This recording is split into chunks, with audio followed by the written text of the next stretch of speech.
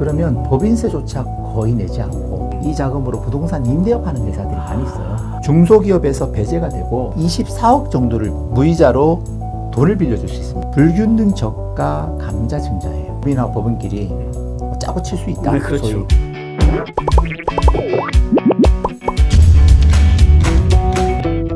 안녕하세요. 중소중견기업 보스들의 골치 아픈 고민을 타파해줄 보고파TV를 책임지고 있는 윤책임입니다. 자, 오늘은 가족법인 활용법 청 정리에 대해서 한번 얘기를 나눠보도록 하겠습니다. 옆자리는 경영 컨설팅 전문가 이혁 전무님 모셨습니다. 안녕하십니까? 네, 안녕하세요.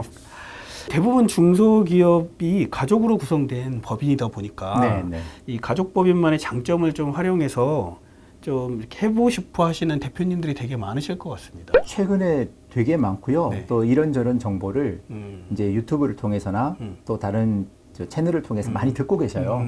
그런데 이제 이것저것 혼재가 되다 보니까 정확하게 그 개념을 알고 잘 활용하시는 대표님은 또 상대적으로 많지가 않으신 것 같아요. 맞아요. 흔히 이제 우리가 가족법인이라고 부르지 않습니까? 네. 이게 정확한 개념이 뭡니까, 이게? 가족법인이라고 하는 뭐 특별하게 정해져 있는 용어는 아닌데요. 일반적으로 우리 중소기업이 가족 중심으로 주주 구성이 되어 있다 보니까 대표님과 직계 가족으로 이루어지고 있는 그리고 경영도 직접 하는 기업을 그냥 편의상 가족기업이라고 하고요. 세법 용어로는 이제 특정법인이라고 하는 개념하고 좀 가깝다라고 생각하시면 될 것 같습니다. 맞습니다. 특정법인 뭐 용어는 지배주주와 그 친족이 직간접적으로 30% 이상의 지분을 소유한 법인이라고 그냥 그렇게 통칭을 하고 있어요. 자, 그러면 이렇게 요즘에 가족법인을 많이 만드는 이유가 뭐라고 생각하십니까? 여러 가지 이유가 있는데요. 크게 한 3가지 정도로 좀 정리를 하게 되면 첫 번째는 이제 그 사업을 좀 분산하는 게 유리한 경우가 있거든요. 분산. 네. 만약에 제조 부분이 있고 이제 우리 도소매 부분이 있으면 사실 이 부분들을 조금 더 분리해서 사업의 리스크도 나누고 그리고 위험성도 좀 분산하는 경우 그런 부분도 있죠. 그리고 뭐 법인세 당연히 나누게 되면 법인세도 절세가 되고 맞습니다. 외부 감사도 회피가 되겠죠. 그리고 또 하나는 저는 개인적으로 이제 자산 관리나 투자적인 측면에서요. 지금도 방금 이제 저한테 문의가 들어온 가업승계 특례증명하는 회사 같은 경우에는 사업 무관 자산하고 사업 관련 자산하고 섞여져 있는 경우 그런 경우에 가업승계를 할 회사는 무관 자산 비율을 없애야 되니까 그 부분들을 가족법인 설립을 하고 그 법인에다가 무관 자산을 옮겨놓는 작업들을 많이 합니다. 그리고 또 투자를 할 수도 있잖아요. 이제 투자 자산도 또 특례증여의 무관 자산으로 이제 묶여버리니 투자를 하는 법인도 우리 가족법인이 그렇게 해서 옮기는 그 경우가 따로 많이 관리를 있고요. 한다는 거죠. 네네, 그럼요. 그리고 또 3번째는 이제 상속이나 증여를 염두에 두고 있는 대표님 같은 경우에는 법인의 주주 구성을 다양하게 해두고 그 법인을 통해 가지고 특례증여 받는 것하고는 구분해서 따로 이제 그 좀 성장하고 관리할 수 있는 그런 저희가 관리를 하고 있습니다. 그러니까 이렇게 한다는 건 그만큼 이런 거에 대한 장점이 있다는 건데 그럼 가족법인에 대한 장점이 뭐가 있습니까? 장점도 사실 이게 펼쳐놓게 되면 굉장히 여러 가지 장점이 있거든요. 첫 번째는 이제 아무래도 세금 이제 절세를 무시할 수 없으니 절세.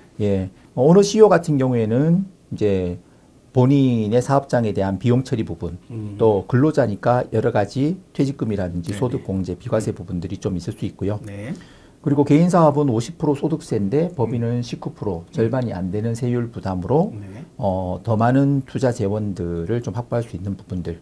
그다음에 다양한 방법으로 우리가 분산이 가능하고 또 성실시고를 회피하고 그런 절세 효과가 있죠. 그리고 두 번째는 가족 주주들에 대한 간접적인 부의 이전이 사실 용이하죠. 현재 지금 우리 중소기업 같은 경우에는 이제 일감 몰아주기, 사업 기회 제공 같은 부분들이 정상적으로 하게 되게 되면 사실은 이게 뭐 불법적인 부분들은 아니고 좀 허용을 해주고 있는 거니까 최대한 좀 활용할 수 있을 것 같고요. 법인 간에 이제 자본 거래를 저희들이 많이 하잖아요. 그런 과정에서 이 가족법인, 특정법인의 요건 내에서는 아주 효율적으로 좀 절세 부분들을 활용할 수 있는 장점들이 있습니다. 3번째는 이제 가업 상속 공제, 가업 승계 증여 과세 특례 같은 부분에서 아무래도 유리하죠. 그렇죠. 그래서 이제 증여 특례 같은 경우에는 이제 주식만 가능하니까 개인 사업 적용이 되지 않고 상속 공제도 개인 사업자 같은 경우는 매우 제한적으로 적용이 되고 있다 보니까 그런 측면에서는 법인을 설립해서 하는 것들이 유리합니다. 네. 결국 딱 보니까 이제 부의 이전과 절세에 도움이 많이 된다. 그 두 가지 키워드라고 이해하시면 됩니다. 그러면 이제 구체적으로 가장 대표적인 가족법인 활용 전략들 한번 말씀해 주십시오. 네. 가족법인의 이제 장점들을 어떻게 디자인해서 그렇죠. 실행하느냐. 네. 이게 이제 핵심 관건인 것 같은데, 맞습니다. 첫 번째는 특정 법인이 개인 주주가 증여세를 납부하지 않는, 대상이 되지 않는 범위 내에서 법인 주주 차등 배당이 가장 대표적인 전략이죠. 그렇죠. 이게 좀 많이 요즘에 이슈가 됐었죠. 예. 네. 그래서 법인이 법인 자본금으로 대표님의 소액 지분 취득해서 네. 모 법인의 아주 소액 주주가 된 다음에 그렇죠. 법인한테 차등 배당하는 부분에 대해서는 소득세 없죠. 네. 증여세 없죠. 맞아요. 예, 그냥 우리 정해져 있는 법인세만 내는 그런 장점들이 있죠. 네네. 더군다나 이제 배당이라는 거는 모 법인에서 생긴 매출에 대한 법인세를 낸 실제 이익에 대해서 배당을 하는 거라 네. 배당을 받는 자녀법인, 특정법인, 가족법인에서도 또 그걸 법인세로 이중으로 내게 되는 거거든요. 그래서 현재 세법은 입금 불산임률을 정해놨어요. 오. 그래서 지분을 조금이라도 있으면 기본적으로 30%는 입금 불산입 그쵸. 이제 세금을 좀 최소? 깎아준다. 최소 예, 30%? 네네. 자녀 지분이 모 법인의 지분을 20%만 취득한다라고 하게 되면 입금 불산임률도 80%로 올라가죠. 20%만 되더라도. 네. 그러면 법인세조차 거의 내지 않고 모 법인이 아버지의 법인의 잉여금을 자녀 법인, 가족 법인한테 계속 넘기는 부분들이 가능하고요. 네네. 이 부분들은 대표님도 이제는 잘 알고 계시는 것 같아요. 주주 한 명당 맞아요. 법인이 무상으로 받는 배당액에 본인 지분율을 곱해서 맞아요. 그 금액이 매년 1억을 넘지 않으면 증여로 보지 않는다라는 맞습니다. 부분 알고 계시더라고요. 일반적으로 가족법인은 말 그대로 가족 구성원들이 이제 다양하게 최대한 많이 들어가죠. 주주 한 명이게 되게 되면 증여세 문제 없이 법인 차등 배당할 수 있는 연간 한도가 약 한 1억 1천만 원 1억 정도가 1천. 되고요. 2명, 3명일 때는 이게 2배, 3배 되죠. 그렇죠. 그래서 가족 구성원이 만약에 4명이다. 그러면 법인에서 법인세만 내고 네. 개인 증여세는 내지 않는 차등 배당의 최대치가 연간 4억 4천만 원 정도 됩니다. 4억 4천까지 배당을 해주면 네. 거기 있는 주주들이 증여세를 안 낸다는 네, 거네요. 증여세를 안 내고 아까 말씀드린 대로 30% 또는 80%까지 입금 불산입을 받아서 15%에서 최하 뭐 한 2% 정도까지 법인세만 내고 옮겨갈 수가 있죠. 네.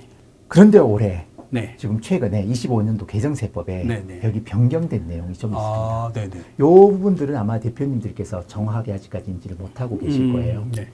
이제 저희들이 이런 가족법인 설립들을 많이 하게 되고요.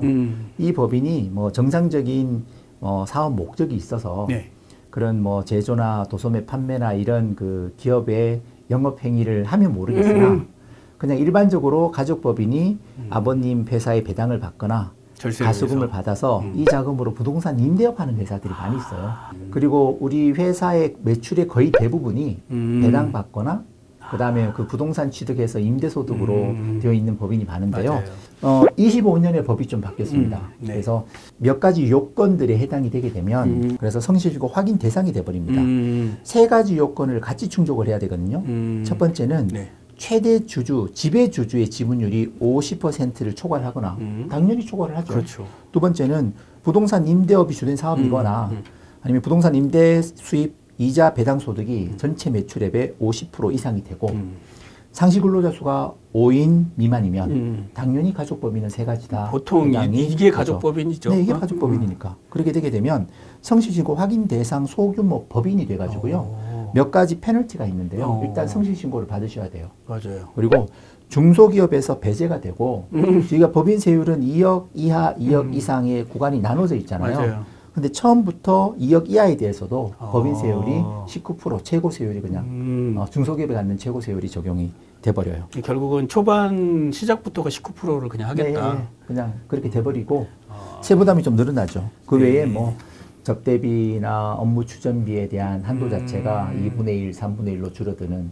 이런 좀 페널티가 좀 있습니다. 결국은 이제 법인의 자산을 빼기 위한 수단으로만 활용하면 안 된다. 예. 그러면은 철퇴를 가하겠다 이런 거네요. 예, 그래서 가장 좋은 방법은 아버지 회사 모법인이 하고 있는 그 사업 부분 중에서 일부분들은 좀 옮겨 떼어가서 그렇죠. 좀 하시는 방법을 저는 권해드리고 있습니다. 맞아요. 네. 결국은 이 목적이 아닌 진짜 또 다른 사업의 목적이 있어야 되는 거네요. 그렇죠. 네. 두 번째는 네.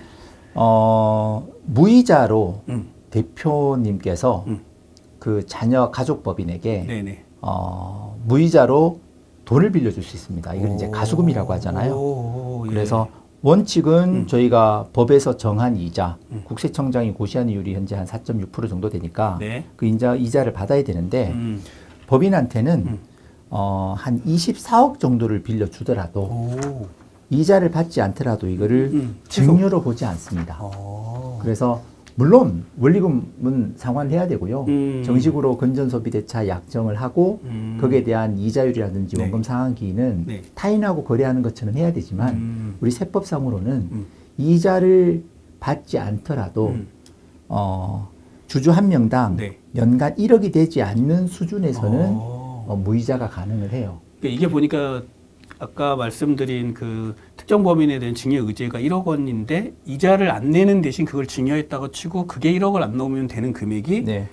최소 24억까지는 가능하다는 거네요. 그래서 이 4.6% 세후 인정이자를 계산해서 그 이자액이 1억 원이 안 되게 되면 그걸 증여로 보질 않거든요. 그렇죠. 네. 그래서 무이자로 가능하다 가수금. 네. 오. 그래서 주주 한 명당은 얼추 한 24억. 뭐 주주가 2명, 3명이면 또 2배, 3배 네. 늘어나겠죠. 그렇죠. 그래서 나중에는 이 가수금을 그 가족법인들이 뭐 채무 면제로 사실 좀 채무 면제익으로 처리할 수도 있고요. 아니면은 이제 뭐 나중에 장기적으로 조금씩 나눠서 상환할 수도 있는 또 사후 관리에 대한 다양한 사실 좀 전략도 있습니다. 네네. 네.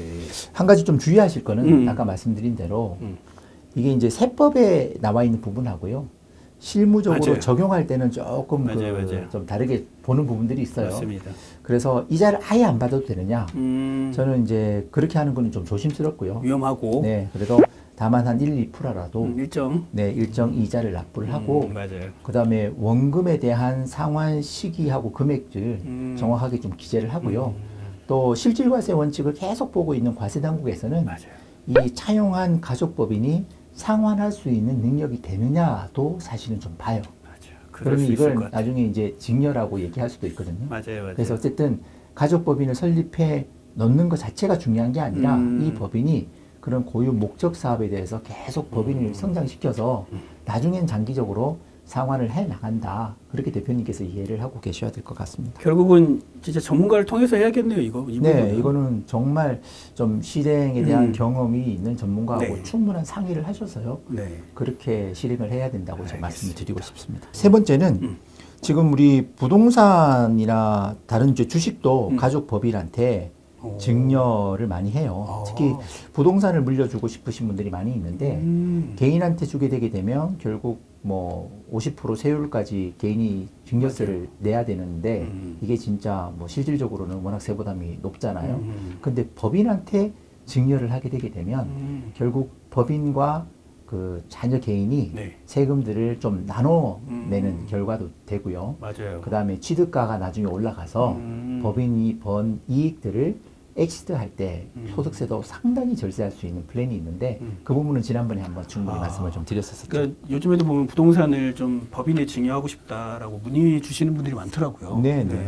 근데 그 내용도 사실 세법상 여러 가지 고려해 볼 분들이 사실 많이 있어요. 네, 듣기로는 네. 쉬운데. 예, 언뜻 듣기로는 간단해 보이죠. 맞아요. 그런데 이게 하나씩 실무를 하다 보게 되게 되면 고려할 사항이 이제 상당히 많고요.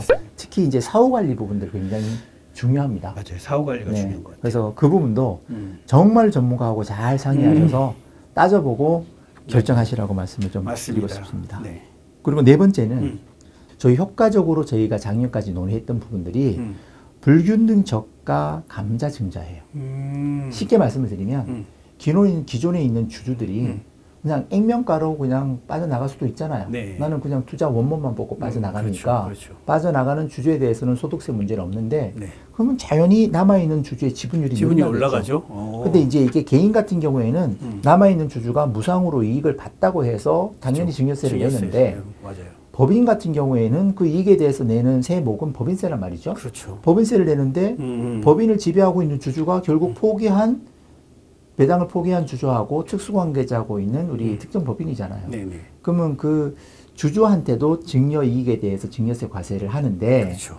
이 부분들이 해당이 없었었어, 그 규정이. 예. 그러면 법인세만 내고 그렇죠. 불 있는 감자에서 지분율을 확 올리고 그렇죠. 승계를 할 수 있는데요. 맞아요.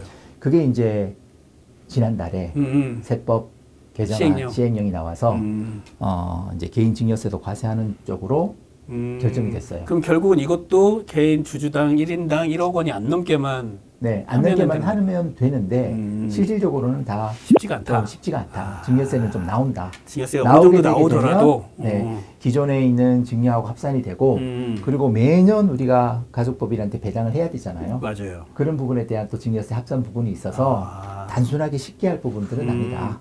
이런 거를 좀 활용할 거면 리스크가 있기 때문에 이건 꼭 이런 플랜이 필요한 경우가 있을 것 같아요. 좀 증여세를 내더라도. 그렇죠.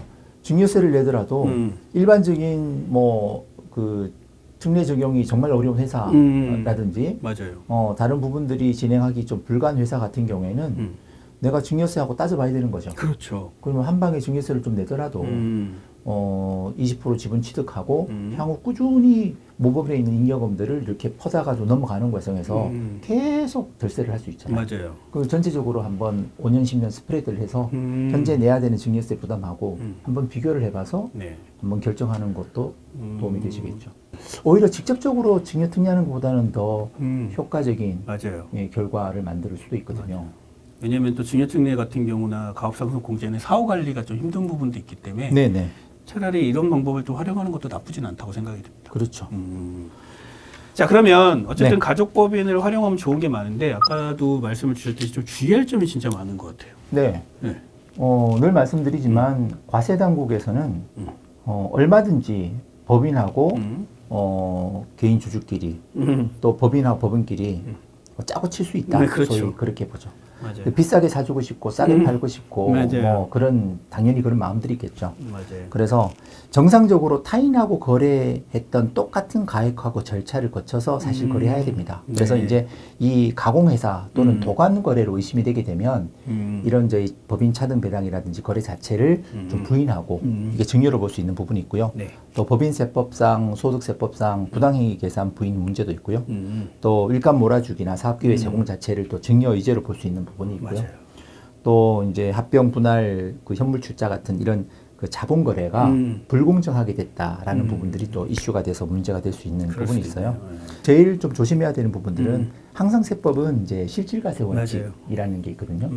또 사회 통념상 뭐 이런 부분들이 붙잖아요. 맞습니다. 그래서 객관적으로 봐서 조금 이상하다 싶으면 우선은 좀 조심해야 된다. 그렇죠. 철저하게 법에서 허용되어 있는 그 범위 안에서 최대한 지혜롭게 우리가 플랜을 짜고 실행을 해야 된다. 아까도 무이자가 되지만 그래도 조금이라도 이자를 내라는 게 또 그런 얘기죠. 실질과 형식을 다 갖춰야 돼요. 그렇지니까요.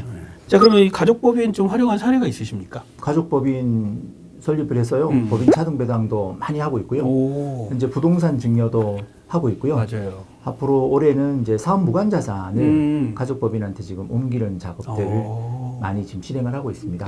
아까 말씀드렸듯이 이제 실무를 진행을 해가 보게 되면 우리가 책에서 보는 거하고 또 다르게 고려해 볼 분들이 많이 있더라. 그래서 꼼꼼히 짚어보고 결정하시고 실행하십시오. 라는 말씀을 꼭 드립니다. 네. 자, 아무래도 팔은 안으로 굽는다고 이 중소기업 경우 같은 경우는 대표님이 최대한 가족들에게 좀 절세를 하면서 이익을 많이 가져가게끔 하고 싶어 할 것 같아요. 그렇죠. 인지상정이죠. 그러다 보니까 이제 아무래도 세법이나 상법적으로 좀 리스크가 있을 것 같아서 꼭 전문가를 통해서 좀 했으면 좋겠습니다. 네, 세상에 뭐 저 싸고 좋은 것도 없고요. 리스크 없이 뭐 드라마틱한 것도 없습니다. 철저하게 검증하고 확인해보고 전문가와 함께 진행하셨으면 좋겠습니다. 자, 오늘 내용 이것으로 마치고요. 다음 시간에도 유익한 정보로 찾아뵙도록 하겠습니다. 감사합니다.